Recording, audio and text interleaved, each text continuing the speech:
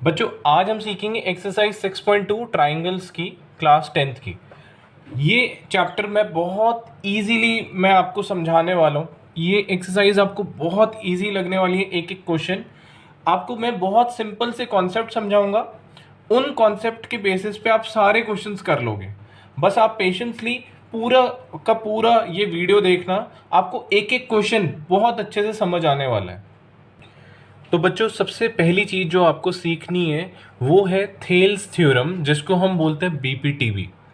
BPT यानी कि basic proportionality theorem, जिसका दूसरा नाम है थेल्स थ्योरम। वो क्या कहता है, आप बहुत ध्यान से सुनना मेरी बात, एक बार में याद करने की कोशिश करना। वो ये कहता है कि आपके पास एक ट्राइंगल है एबीसी, एक ट्राइंगल आपको गिवन है जिसमें डी ई बी सी के साथ पैरेलल है। ये line D C is parallel to B C, ये बोला गया है। एक ट्राइंगल है जिसमें एक जो लाइन है डी ई वो किससे पैरेलल है, बी सी के, जो कि ए बी को कहाँ काटती है, डी पे।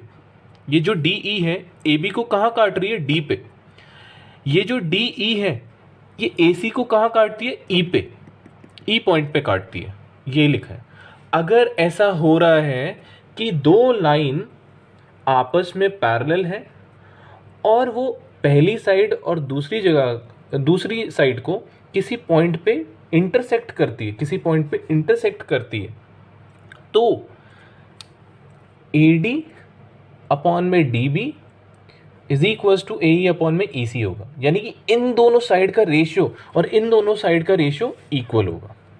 यानी कि बच्चों सिंपल सी बात है, ये लाइन अगर इसके साथ पैरेलल है किसी भी ट्राइंगल में और वो किसी भी दो लाइन को किसी भी दो पॉइंट से टच कर रही है, इंटरसेक्ट कर रही है, तो इन दोनों साइड का रेशियो इक्वल होगा। इन दोनों साइड का रेशियो इक्वल होगा। ये बहुत अच्छे से याद होनी चाहिए आपको, ठीक है। ये दो लाइन आपको बहुत अच्छे से याद होनी चाहिए कि दो लाइन आपस में पैरेलल है, अगर वो दो जगह से टच कर रही है तो यानी कि उन दोनों साइड का रेशियो गारंटीड है कि इक्वल होने वाला है।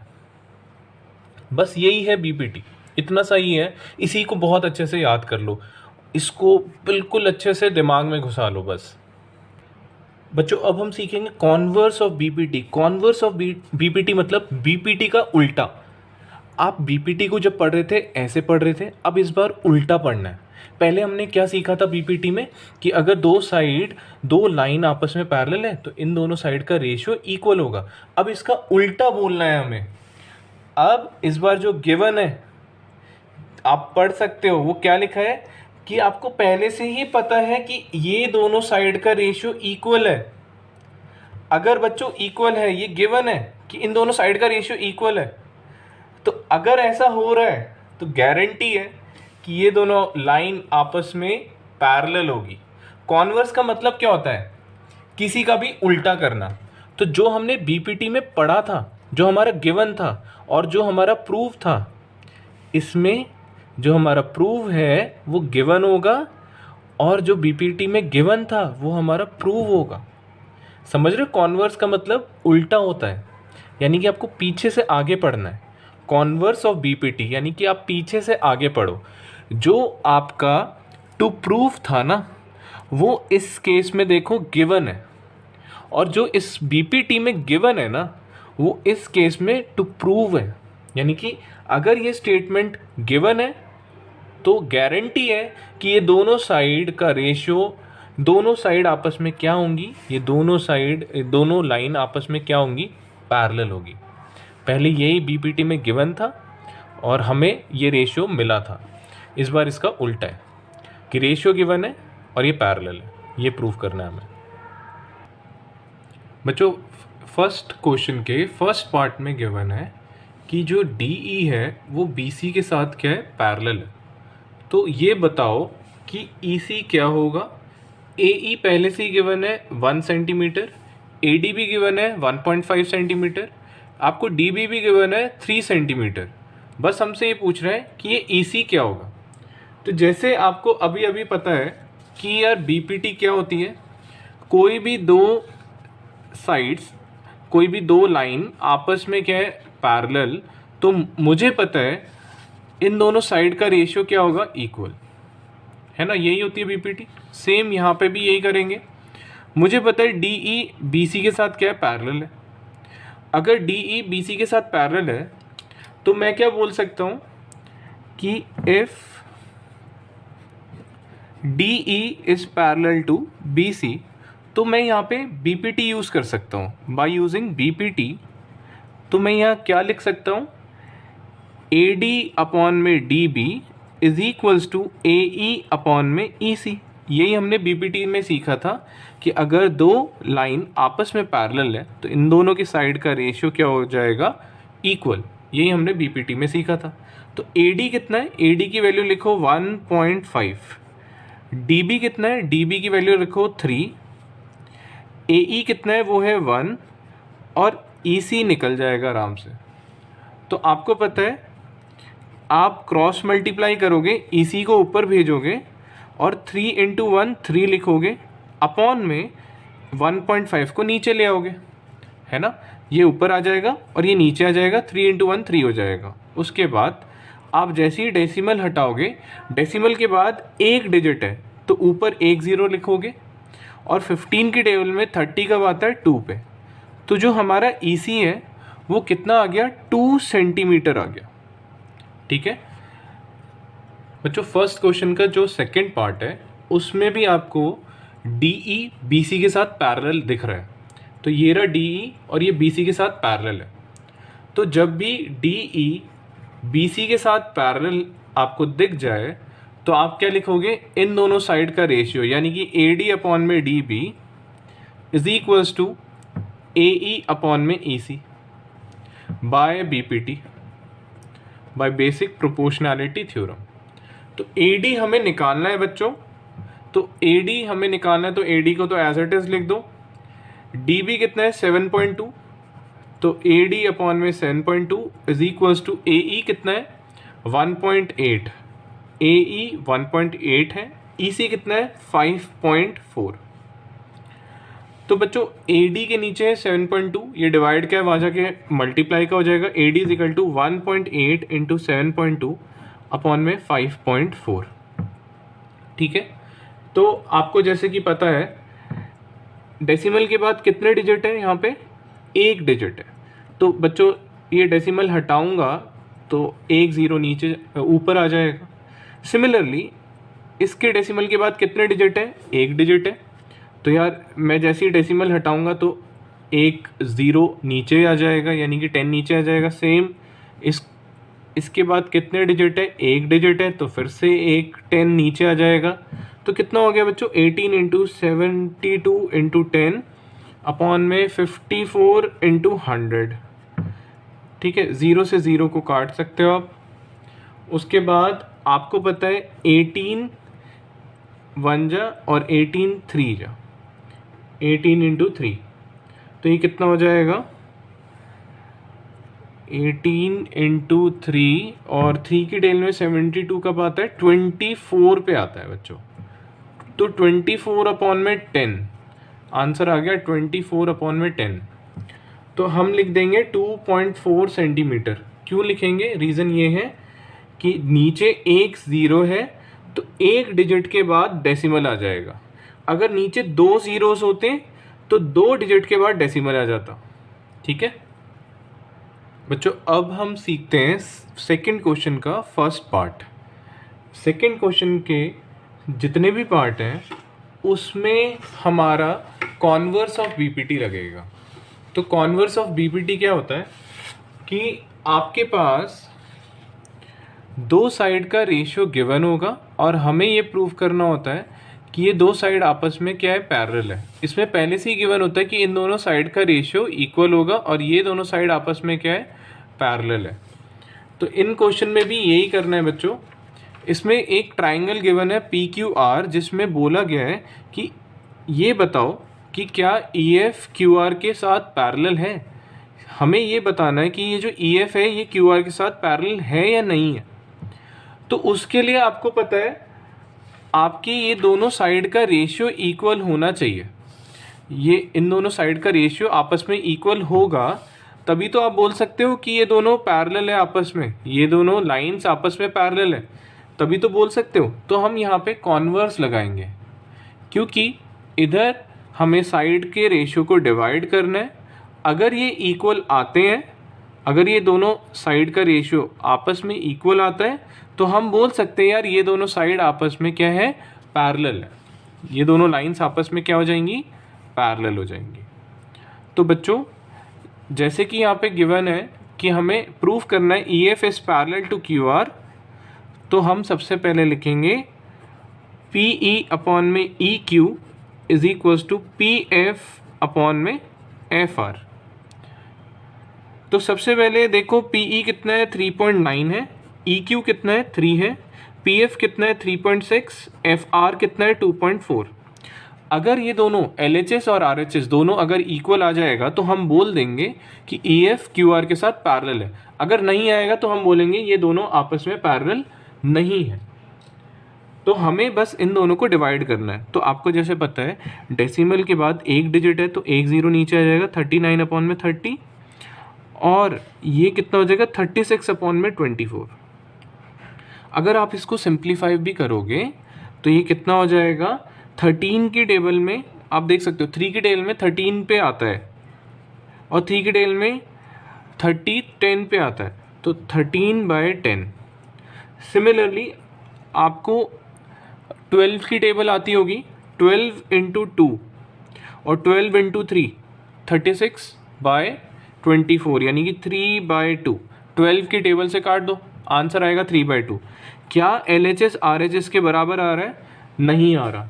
तो हम बोल सकते हैं क्योंकि LHS RHS के बराबर नहीं है, तो हम ये बोल सकते हैं कि जो EF है वो पैरेलल नहीं होगा QR के साथ। Are not EF are not parallel, EF and QR are not parallel. तो ये पैरेलल नहीं होंगे, ठीक है, ये आपस में पैरेलल नहीं होंगे, ठीक है। तो सेकंड पार्ट में भी बच्चों ऐसे ही करना होगा। बच्चों जैसे आपको पता है कि हमें इन दोनों को आपस में पैरेलल प्रूफ करना है, पर उसके लिए इन दोनों साइड का रेशियो का इक्वल होना ज़रूरी है। अगर इन दोनों साइड का रेशियो इक्वल हो जाएगा तो हम बोल सकते हैं कि ये दोनों साइड आपस में पैरेलल है। इसे हम बोलते हैं कॉन्वर्स ऑफ BPT। तो यहाँ पे मैं लिखूँगा PE अपॉन में EQ is equals to PF upon में FR।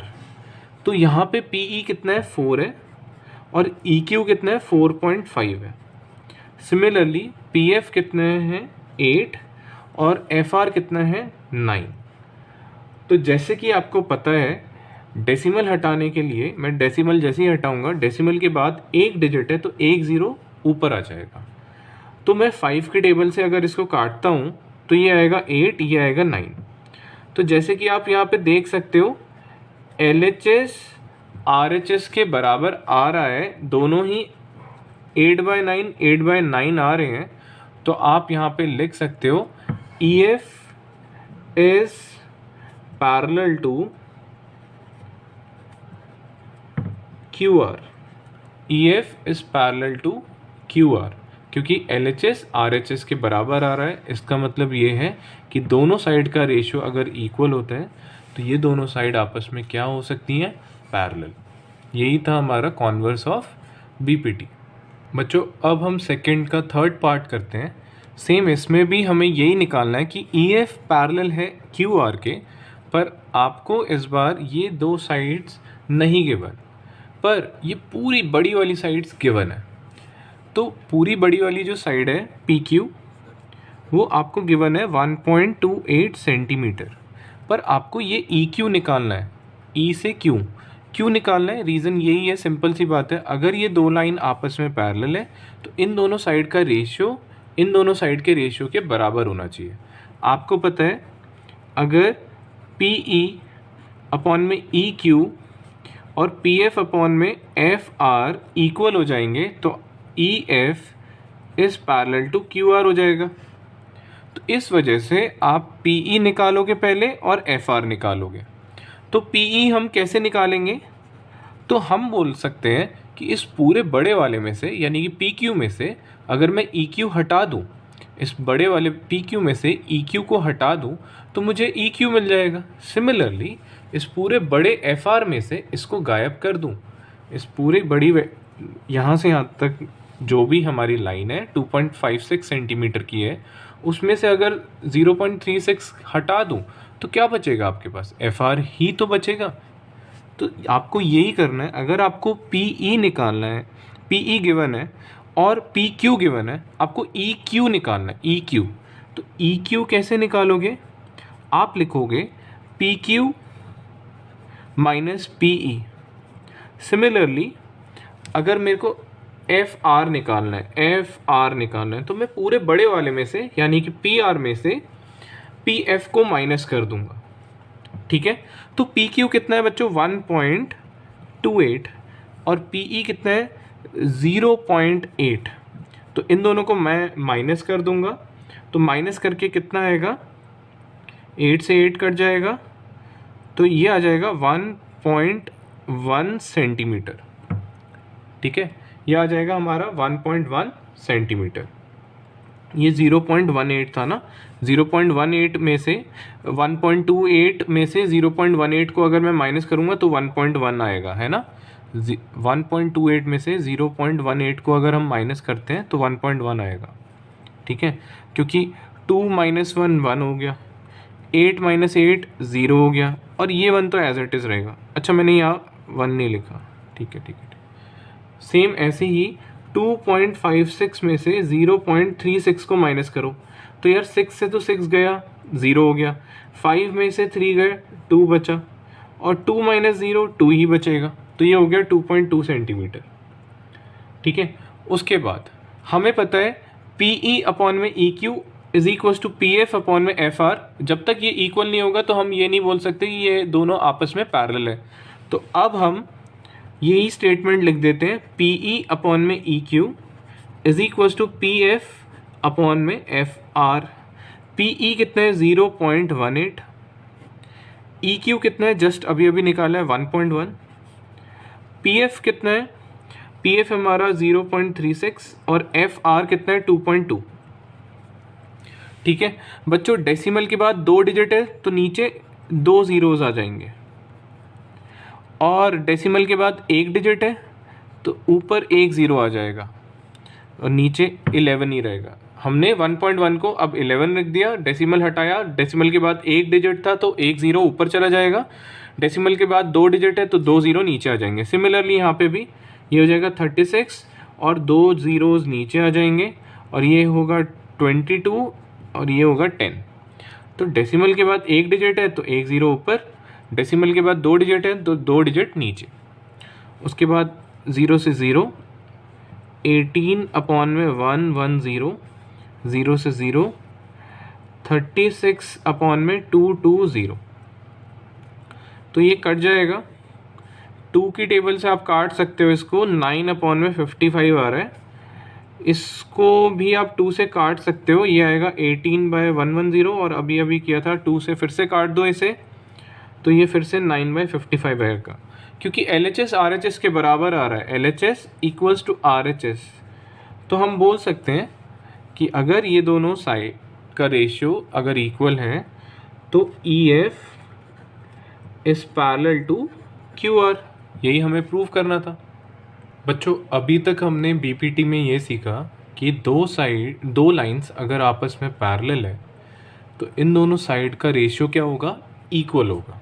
ठीक है, मैं इसका उल्टा भी बोल सकता हूँ, AD अपॉन में DB का मैं उल्टा भी कर सकता हूँ, DB अपॉन में AD भी बोल सकता हूँ। ऐसे AE अपॉन में EC को EC अपॉन में AE भी बोल सकता हूँ, तब भी इक्वल होगा। एग्जाम्पल के तौर पे अगर मैं बोलूँ 1/2 इज इक्वल टू 1/2, इसका उल्टा कर दो, 2/1 इज इक्वल टू 2/1, यानी 2 इक्वल्स टू 2, एक ही बात है ना, इससे कुछ फ़र्क तो पड़ा नहीं। ये तब भी LHS RHS के बराबर है, ये तब भी LHS RHS के बराबर है। अगर आपको BPT इतनी समझ आ गई, उसके बाद और भी 2 कंडीशंस हैं BPT में ही, मतलब ये इसी के ही आगे वाले पार्ट है। अगर आपको इतना समझ आ गया कि ये 2 लाइन अगर आपस में पैरेलल है तो इन साइड का रेशियो क्या हो जाएगा? इक्वल, और इनका उल्टा भी चल जाएगा, वो भी इक्वल ही होता है। सिमिलरली अगर आप नोटिस करो, ये ऊपर वाली साइड्स, मैंने देखो ध्यान से सुनना, ये ऊपर वाली साइड इस पूरे के रेशियो में अगर मैं लिख दूँ, ये ऊपर वाली साइड इस पूरे के नीचे लिख दूँ, देखो ए डी अपॉन में ए B is equals to A E upon में ए सी के बराबर होगा। यानी आप देख रहे हो ऊपर वाली साइड्स इस पूरे बड़ी वाली साइड्स के नीचे लिखा है मैंने, ऊपर वाली साइड्स ए डी और A E upon A B A C.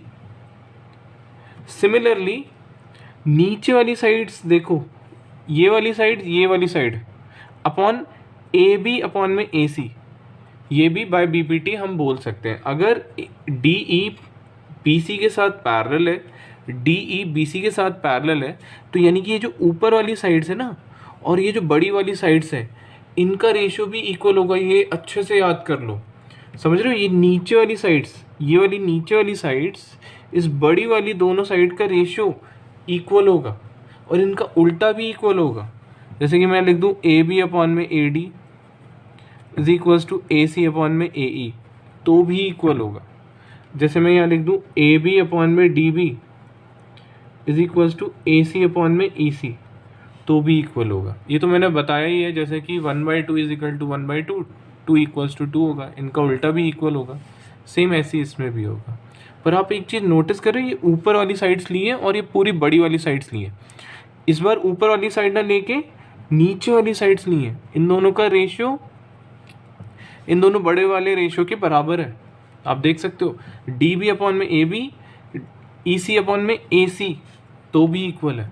तो ये भी हमें बी पी टी से मिलता है। ये काफ़ी इंपॉर्टेंट है, कई सारे क्वेश्चंस में काम आएंगे ये बच्चों। अब हम करते हैं क्वेश्चन नंबर 3। इसमें बोला गया है कि जो हमारा एल एम है वो बी सी के साथ पैरेलल है और जो हमारा एल एन है वो हमारा सी डी के साथ क्या है, पैरेलल है।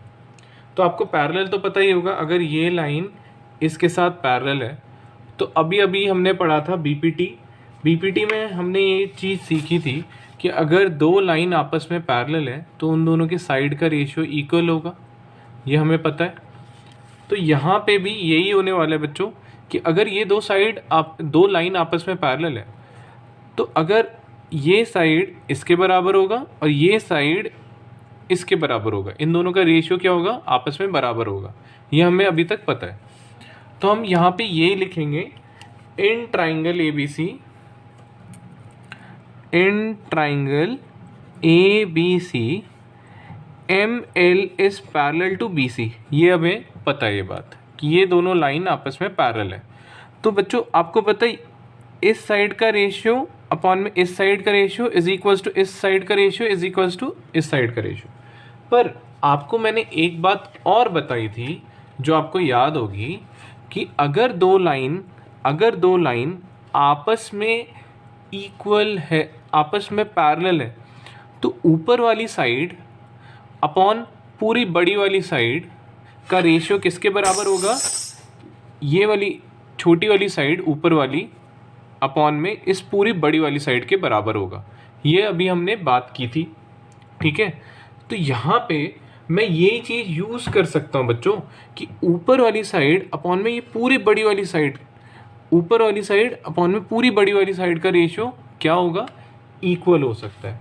तो यहाँ पे मैं लिख सकता हूँ ए एम अपॉन में A B, a M upon में ए बी इक्वल्स टू सेम ऐसे ही बोलो ए एल अपॉन में ए सी।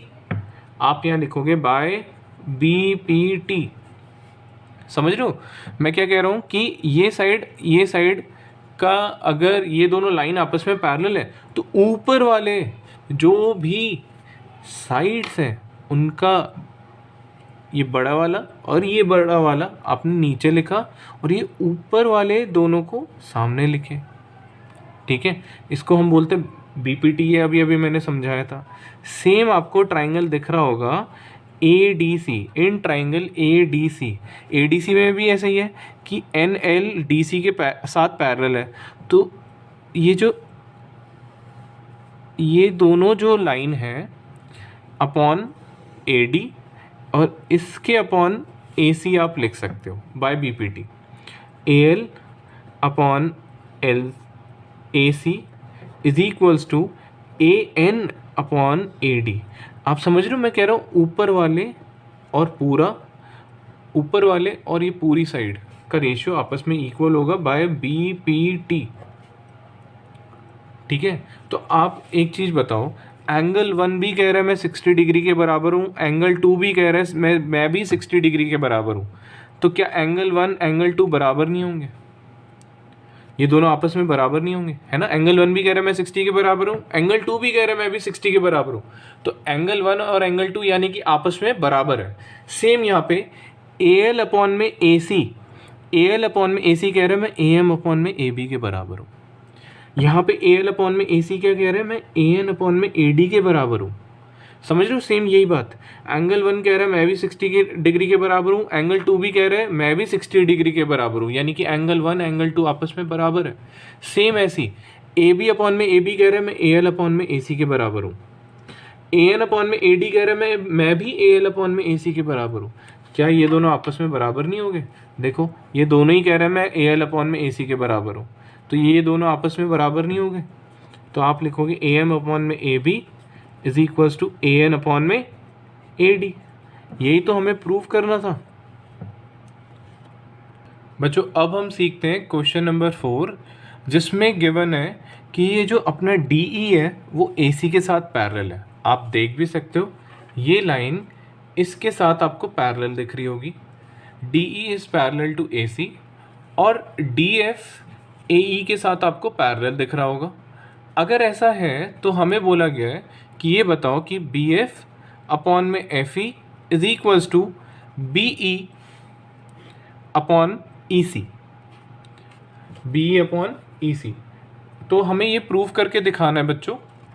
तो आपको सबसे पहले ट्राइंगल ए बी सी दिख रहा होगा, ए बी सी दिख रहा होगा, ए बी सी। तो उसमें आपको दिख रहा होगा ए सी किसके साथ पैरेलल है, डी ई के साथ पैरेलल है। D E is parallel to A C, ये आपको दिख रहा होगा, D E is parallel to A C. अगर ऐसा है कि बच्चों ये दोनों साइड आपस में पैरेलल है, ये दोनों लाइन आपस में पैरेलल है, तो इस दिस साइड अपॉन में this side is equals to this side upon में दिस साइड, ये आपको पता है बाय बी पी टी। तो आप यहाँ पे लिखोगे B E is parallel is B E upon E C is equals to B D upon A D by B P T, है ना बच्चों। अगर दो लाइन आपस में पैरेलल होती हैं तो उन दोनों के साइड का रेशियो इक्वल होता है। तो यही बात हमने लिख दिया और इसको फर्स्ट इक्वेशन मान लो। सिमिलरली आप ट्राइंगल ए ई बी को देख पा रहे होगे, ए ई बी, ए ई और बी, ये है ए, ये है ई, ये है बी। आप इसमें देख पा रहे होगे ये किसके साथ पैरेलल था, डी एफ के साथ पैरेलल था। D F is parallel to A E. तो आपको पता है इन दोनों साइड का रेशियो और इन दोनों के साइड का रेशियो इक्वल होगा। तो आप यहाँ लिखोगे B F upon F E equals to B D upon A D. इसको मानोगे सेकंड। जैसे मैंने आपको पिछले क्वेश्चन में बताया था, मान लो एंगल 1 बोलता है मैं 60 डिग्री हूँ, एंगल 2 भी बोलता है मैं भी 60 डिग्री हूँ, तो एंगल 1 और एंगल 2 आपस में बराबर होंगे, ऑब्वियस सी बात है। सेम ऐसी बी ई अपॉन में ई सी बोलता है कि मैं बी डी अपॉन में ए डी के बराबर हूँ। सिमिलरली बी एफ अपॉन में एफ ई भी बोलता है मैं भी बी डी अपॉन में ए डी के बराबर हूँ। तो बेसिकली यानी कि ये दोनों आपस में बराबर नहीं है। सेम यही सिचुएशन नहीं होगी, एंगल 1 कह रहा है मैं भी 60 डिग्री के बराबर हूँ, एंगल 2 कह रहा है मैं भी 60 डिग्री के बराबर हूँ। सेम ऐसे ये दोनों भी बोल रहे हैं कि हम दोनों ही बी डी अपॉन में ए डी के बराबर है, तो यानी कि ये दोनों आपस में बराबर नहीं हो गए। तो हम यहाँ लिखेंगे B E upon E C is equals to B F upon F E. तो यही तो हमें प्रूव करना था, तो ये आराम से प्रूव हो गया बच्चों। अब हम सीखेंगे क्वेश्चन नंबर 5। इसमें क्या गिवन है कि ये जो डी ई है ये ओ क्यू के साथ पैरेलल है, आप देख सकते हो, ठीक है। ED is parallel to OQ. Similarly, DF is parallel to OR. ठीक है, तो हमें ये शो करना है कि जो EF है वो QR के साथ क्या है, पैरेलल है, ये हमें शो करना है। तो सबसे पहली बात, आप ट्राइंगल देख पा रहे होगे PQO, ध्यान से देखना, ट्राइंगल PQO कुछ ऐसा ट्राइंगल है PQO, जिसमें ED जो है वो OQ के साथ क्या है, पैरेलल है। ये है POQ, जिसमें ED OQ के साथ पैरेलल है। आपको पता है अगर DE is parallel to OQ तो इन दोनों साइड का रेशियो आपस में इक्वल होगा बाय BPT। तो आप यहाँ लिखोगे PE अपॉन में EQ is equals to PD upon में DO, और इसको फर्स्ट इक्वेशन नाम दे दो। सेम ऐसे यार, ये इस ट्राइंगल को तो हमने लिख दिया। सेम आपको POQ दिख रहा होगा, ट्राइंगल POQ दिख रहा है, कुछ ऐसा है POQ, कुछ ऐसा ट्राइंगल है। तो यार ये है P, ये है O, ये है R, सॉरी ये POR बना रहा था मैं, और ये है DF। तो हमें पता है ये जो DF है वो OR के साथ क्या है, पैरेलल है। DF is parallel to OR। अगर ये दोनों लाइंस आपस में पैरेलल है तो इन दोनों साइड का रेशियो क्या होगा, इक्वल होगा। तो आप लिखोगे PD upon DO is equals to PF upon में FR। इस इक्वेशन को सेकंड मान लो। उसके बाद आपको जैसे मैंने पहले ही बताया, एंगल 1 मान लो 30 डिग्री है, एंगल 2 भी 30 डिग्री है। तो एंगल 1 30 डिग्री के बराबर है, एंगल 2 भी कह रहा है मैं भी 30 डिग्री के बराबर हूँ, यानी कि एंगल 1 एंगल 2 के बराबर है बेसिकली, है ना। सेम यहाँ पे भी यही होगा बच्चों। यहाँ पे क्या गिवन है कि PD अपॉन में DO कह रहा है मैं PE अपॉन में EQ के बराबर हूँ। PD अपॉन में DO यहाँ पे कह रहा है कि मैं PF अपॉन में FR के बराबर हूँ, यानी कि ये दोनों एक दूसरे के बराबर है ना। तो हम लिख सकते हैं फ्रॉम 1 and 2 PE अपॉन में EQ is equals to PF upon में FR। यहाँ लिख देना from first and second equation, PE upon में EQ is equals to PF upon में FR, क्योंकि PD अपॉन में DO कह रहा है मैं भी PE अपॉन में EQ के बराबर हूँ, PD अपॉन में DO यहाँ पे कह रहा है मैं PF अपॉन में FR के बराबर हूँ, यानी कि दोनों ही आपस में बराबर है फ्रॉम फर्स्ट एंड सेकेंड। अच्छा, आपको पता है अगर दो साइड का रेशियो, कॉन्वर्स ऑफ BPT क्या कहती है, अगर दो साइड का रेशियो आपस में इक्वल है, आप देख सकते हो मैं क्या कह रहा हूँ, यहाँ हमें पता चल चुका है कि PE अपॉन में EQ is equals to PF upon में FR। अगर दो साइड का रेशियो अगर इक्वल होता है तो ये दोनों लाइन आपस में क्या हो जाएंगी, पैरेलल हो जाएगी। तो हम यहाँ पे लिख सकते हैं by converse of BPT, by converse of BPT EF is parallel to QR। आपको पता है ना कॉन्वर्स ऑफ BPT क्या कहता है कि अगर दो साइड का रेशियो आपस में इक्वल गिवन है तो वो दो लाइन आपस में क्या होंगी, पैरेलल होंगी। जो अब हम क्वेश्चन नंबर 6 देखेंगे। इस क्वेश्चन में बोला गया है कि जो AB है वो PQ के साथ पैरेलल है और जो AC है वो PR के साथ पैरेलल है। तो हमें ये शो करना है कि ये जो अपना BC है वो QR के साथ पैरेलल है।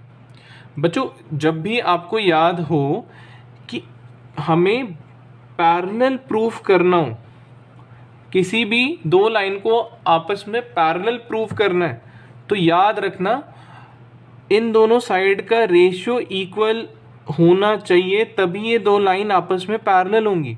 बेसिकली हमें बोला गया है कि OB अपॉन में BQ और OC अपॉन में CR आ जाना चाहिए।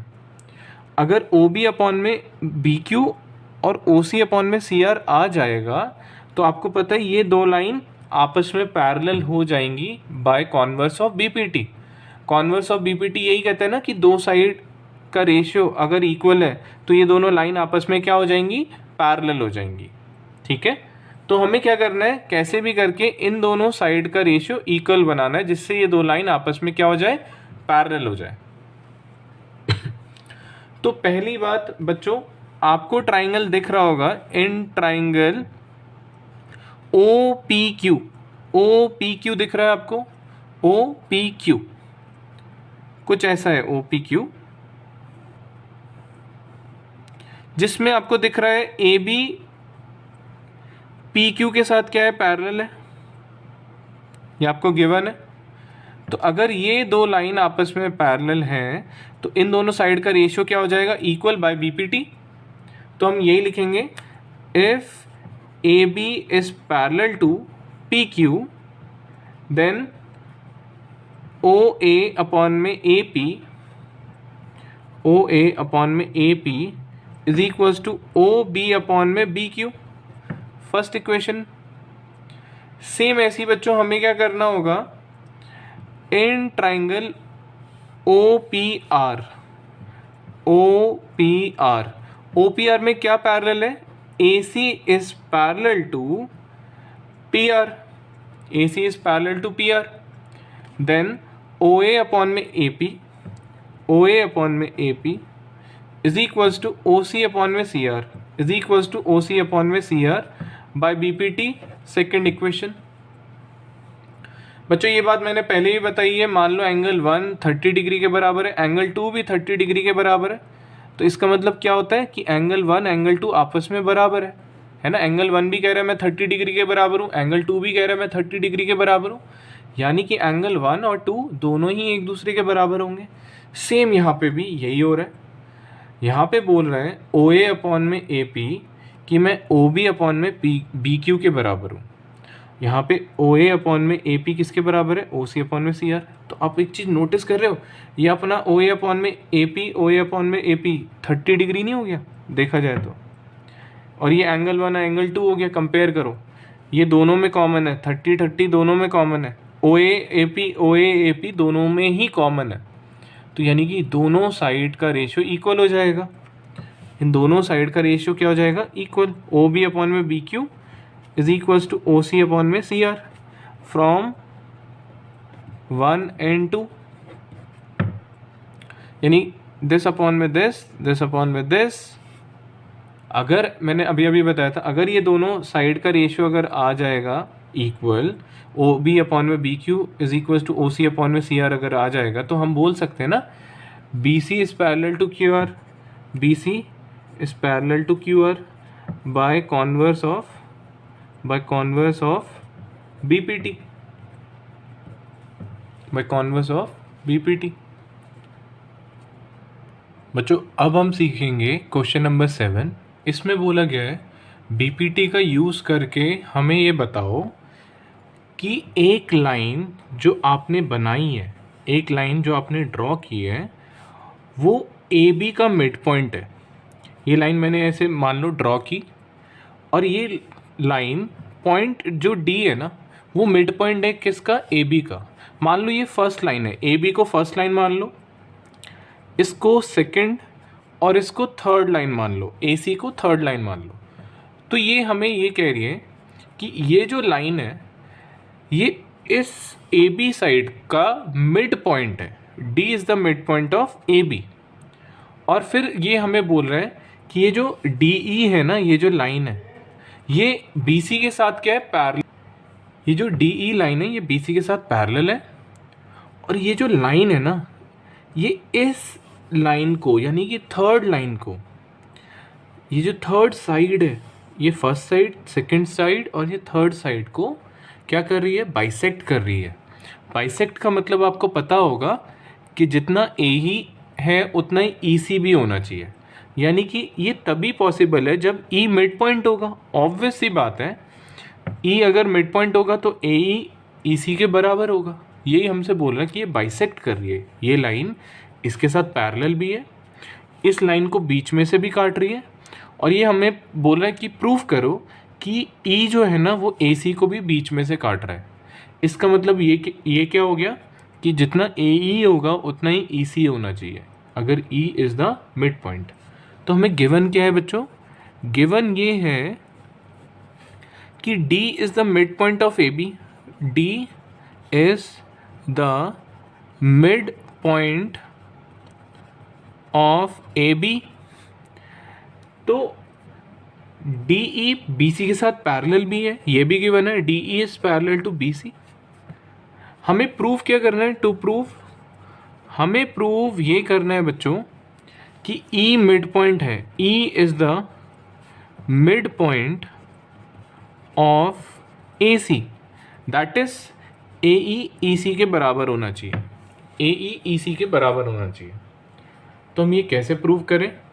जैसे आपको पता है, आप लिखोगे in triangle A B C D E is parallel to B C. अगर दो साइड आपस में पैरेलल है, दो लाइन आपस में पैरेलल है, तो उन दोनों साइड का रेशियो क्या होना चाहिए? इक्वल होना चाहिए। तो मैं यहाँ लिख सकता हूँ ए डी अपॉन में D B is equals to A E upon में E C by B P T. ठीक है, और मुझे पता है डी क्या है? मिड पॉइंट है ए बी का, D is the mid point of A B. अगर डी मिड पॉइंट है यानी कि ए बी ए डी जितना होगा उतना ही डी भी होगा, D is mid point, that is, इसका मतलब क्या होगा कि ए डी जितना होगा उतना ही डी भी होगा, A D is equals to D B. तो बच्चों मैं इस ए डी की जगह डी बी लिख सकता हूँ, मैंने ए डी की जगह लिख दिया डी बी। तो यहाँ पे क्या हुआ? डी बी से डी बी कट गया, आंसर आया 1, तो आंसर आ गया 1। तो ए ई अपॉन में ए सी इक्वल्स टू 1। तो बच्चों ये डिवाइड क्या वहाँ जाके मल्टीप्लाई, ई सी इंटू 1 ई सी हो जाएगा, ई C is equal to A ई। बच्चों मैंने यहाँ पे लिखा हुआ है, यही तो हमें प्रूव करना था कि ई सी ए ई के बराबर अगर आ जाएगा तो हम बोल देंगे E is the mid point of A C. तो यही लिखना है आपको, यही तो हमें प्रूव करना था, ई सी ए ई के बराबर आ जाए तो हम लिखेंगे E is the mid point of A C, E is the mid point of A C, यही तो हमें प्रूव करना था। बच्चों अब हम 8th पार्ट सीखेंगे, इसमें बोला गया है कॉन्वर्स ऑफ बीपीटी का यूज़ करते हुए ये बताओ कि ये जो मिड पॉइंट है इन दोनों लाइन का, फर्स्ट और सेकंड, ये फर्स्ट साइड मान लो यार, ये सेकंड साइड मान लो और ये थर्ड साइड मान लो, तो फर्स्ट साइड और सेकंड साइड को तोड़ती हुई एक लाइन जा रही है, बीच में से तोड़ती हुई, यानी कि डी और ई क्या है? मिड पॉइंट है। फिर बोला गया है अगर ये डी और ई मिड पॉइंट है इन दोनों लाइन का, तो ये बताओ ये जो डी ई है ना, ये बी सी के साथ क्या होनी चाहिए? पैरेलल होनी चाहिए, यानी कि थर्ड साइड के साथ क्या होनी चाहिए? पैरेलल होनी चाहिए। तो बेसिकली हमें क्या प्रूव करना है? हमें प्रूव करना है कि D E is parallel to B C. ये तो चलो हमें प्रूव करना है। गिवन क्या है? गिवन ये है कि डी मिड पॉइंट है, किसका? ए बी का, ये गिवन है, और ई मिड पॉइंट है ए सी का, और ये हमें प्रूव करना है, ये चीज़ हमें प्रूव करनी है। तो बच्चों जैसे कि आपको दिख रहा होगा, आप लिखोगे in triangle A B C D is the mid point, D is the mid point, mid point किसका है? वो ए बी का। तो अगर डी मिड पॉइंट है तो आप बोलोगे कि जितना ए डी होगा उतना ही डी बी होगा, जितना ए डी उतना ही डी बी। सेम अगर मैं बोलूँ in triangle A B C E is the mid point, E is the mid point किसका? ऑफ ए सी, तो आप बोलोगे कि A E is equals to E C इस केस में। ठीक है बच्चों, तो यार आपको पता है कि अगर मैं यहाँ पे लिखता हूँ 2, क्या आप लोग 2 इंटू 1 नहीं लिख सकते? उसको 2 को 2 इंटू 1 नहीं लिख सकते, है ना? हम लिख सकते हैं। सिमिलरली डी बी है, क्या हम डी बी को डी बी इंटू 1 नहीं लिख सकते, है ना? तो डी बी 1 के साथ मल्टीप्लाई का है, वहाँ जाके क्या हो जाएगा? डिवाइड का। तो हम लिख देंगे ए डी अपॉन में D B is equals to 1। Same ऐसी क्या हम ई सी को ई सी इंटू 1 नहीं लिख सकते? सेम ही रहेगा वो, ई सी मल्टीप्लाई का है, वहाँ जाके डिवाइड हो जाएगा, ए ई अपॉन में ई सी इक्वल्स टू 1। बच्चों ए डी अपॉन में डी बी भी कह रहा है मैं 1 के बराबर हूँ, ए ई अपॉन में ई सी भी कह रहा मैं 1 के बराबर हूँ, यानी कि ये दोनों आपस में बराबर होंगे, ये दोनों ही एक दूसरे के बराबर है बेसिकली। तो आप यहाँ लिख देना ए डी अपॉन में D B is equals to A E upon में ई सी। मैंने बच्चों आपको स्टार्टिंग में ही बताया हुआ है कॉन्वर्स क्या होता है, कि जब दोनों साइड का रेशियो इक्वल होगा तो आपको पता है ये दोनों लाइन आपस में क्या होंगी, पैरेलल होगी। तो इन दोनों साइड का रेशियो इक्वल आ गया है, तो इसका मतलब क्या है, डी ई अपॉन में B C, D E is parallel to B C by converse of B P T, by converse of B P T.